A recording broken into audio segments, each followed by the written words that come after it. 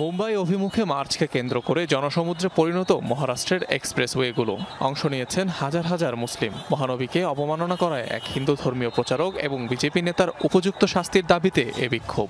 मुस्लिम धर्मामध्ये स्त्रियांवर जे हत्या घडतात त्याला कारण आहे, अत्याचाराचं हेच कारण आहे की त्यांचे आदर्शच अत्याचारी होते। ঘটনা শুরু হয় চলতি মাসের প্রথম দিকে। মহারাষ্ট্রের এক ধর্মীয় সভায় মহানবী এবং ইসলাম ধর্ম নিয়ে কটূক্তি করেন বিতর্কিত ধর্মীয় প্রচারক রামগিরি মহারাজ, যাতে সমর্থন দেন রাজ্যেরই বিজেপি বিধায়ক নীতেশ রানা।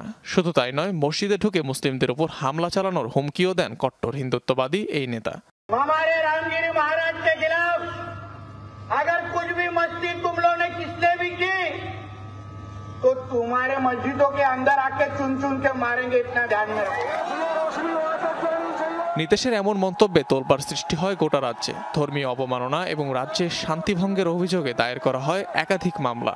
এদিকে বিজেপি নেতার বক্তব্যের জেরে মুম্বাই অভিমুখে মার্চের ডাক দেন এআইএমআইএম নেতা ইমতিয়াজ জলিল। অভিযুক্ত দুজনকে গ্রেফতারের দাবি জানান তিনি। এই রাজ্যের সকল তরুণ বৃদ্ধকে আহ্বান জানাই, তারা যেন এই মার্চে অংশ নেন, এখানে যেন সময় দেন। সেজন্যই এই র্যালির সিদ্ধান্ত।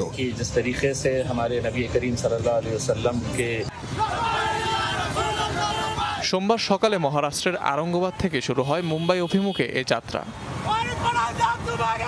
অনিক রহমান, যমুনা নিউজ।